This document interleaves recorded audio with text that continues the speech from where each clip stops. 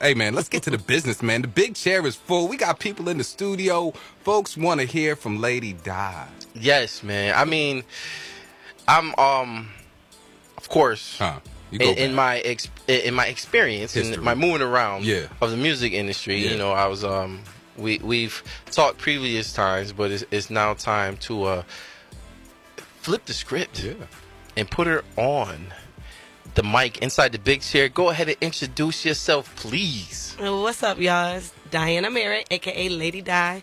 I'm here in this live box. This is awesome. It is a box, isn't it? It is live in here for real, y'all. Well, we've always said that we might put cameras in here for the off-camera stuff. No doubt. And just have some fun. But welcome to Live from the Box. Yeah, welcome. Thank you for having me. Welcome, man. Now, we like to get this out of the way real quick, and tell us, where'd you begin? Why'd you begin? Well, that's a good question. You know, I started Exclusive Connections and Promotions back in 2013. I was helping a group called Power Street. I was, helping them find venues for videos and helping them with, just information when they come back to Syracuse, because they started down south. Okay. And I felt like it was something that I can do for anyone that was underground, into underground music, and wanted to get their brand out there. So I started a promotional marketing company. Nice. Focused on the music. Focused on the music. Now, as you focus on the music, before we get into the local music scene, which you're heavily involved in, what was it like working with your first artist? Like when you had to make that first cold call as a promoter? Well, it was actually really easy. It came real natural for me. And I kept hearing, we need a girl voice. It's easier to people, generate towards a female before they generate towards a male. Right. So, making those calls to like the venues and things like that, it came pretty easy. Yeah, because they hear that sweet voice, right, Slim? Yeah, no. They're like, oh, let's pay attention. No, that's real though, because we've talked to folks, and I've talked to folks in the past, both professionally, and through the show, that say there's challenges of there's challenges that come along with being a woman in the game, right? But you have found a way to, take that as an opportunity to make it work for you, right? Right, and it does. I definitely use it to my advantage. I'm not gonna lie, but it's fun. It's all fun. It doesn't feel like work, and that's what I like the best about it. It's fun. Now, favorite genre.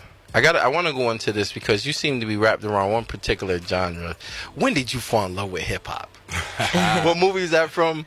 Love and Hip Hop? Love and Nah.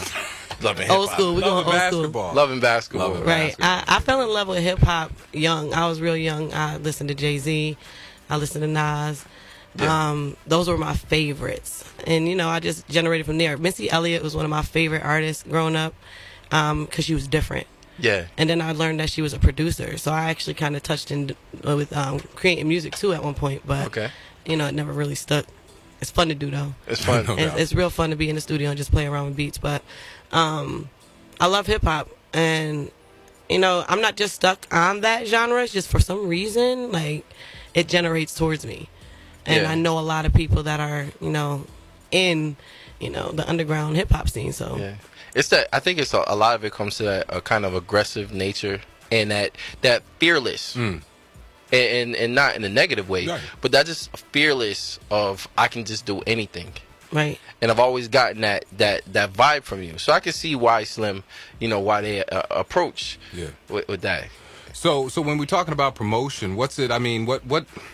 I know it's a lot of work, right? So how do you tackle, how do you choose an artist to work with, or how do they find you, Lady Di, right?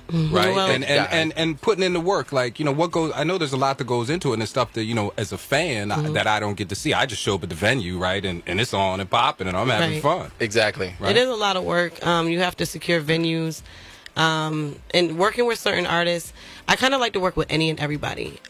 We choose certain songs that, should be played and things like that at certain shows and things like that. We don't promote, that the beef music, so to say. Right. Because we don't want we don't want that kind of energy. It's all about, coming together, uplifting each other, that's support. That's good to hear. I never thought that type of science went into an event. So now, you know, as a fan, I could see conflict coming up with an artist. Like, hey, look, let's not play that song, right? So how is that? Have you ever come into that, or how does that? They actually asked me to listen to their music first. They do really. They want insight. And I'd let them know that we have to screen the music first, because like we will not play any like beef music or beef tracks, so to say. We won't play anything that'll cause, you know, somebody to feel some type of way, basically. The most thing you're gonna hear is, man, but I gotta keep it real. Right. And they'll say that real often. music though. You know, you're making real music. You shouldn't have to keep it real. Every time you step into the booth, whether it's something slow, whether it's hard, whether it's something heartfelt, it's always keeping it real. Right. For sure. You know, but she got a point there. When it comes down to them shows, you be like, you can't play that song tonight.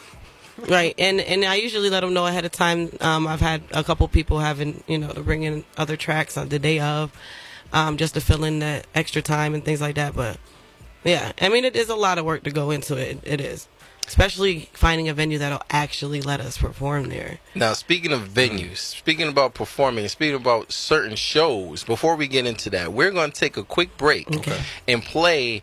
I believe he's performed at a couple of your shows, you know, there, but we're going to go into Mr. Working Hard. Mr. Working Hard, exactly. Yeah. Mr. Working Hard. If he's not in town, he's out of town. Friend of the show. Big friend. Tall Buck. Yes, sir. Yes. Featuring DIANA. This is Facts on 87.7 live from the box. Fifi Entertainment.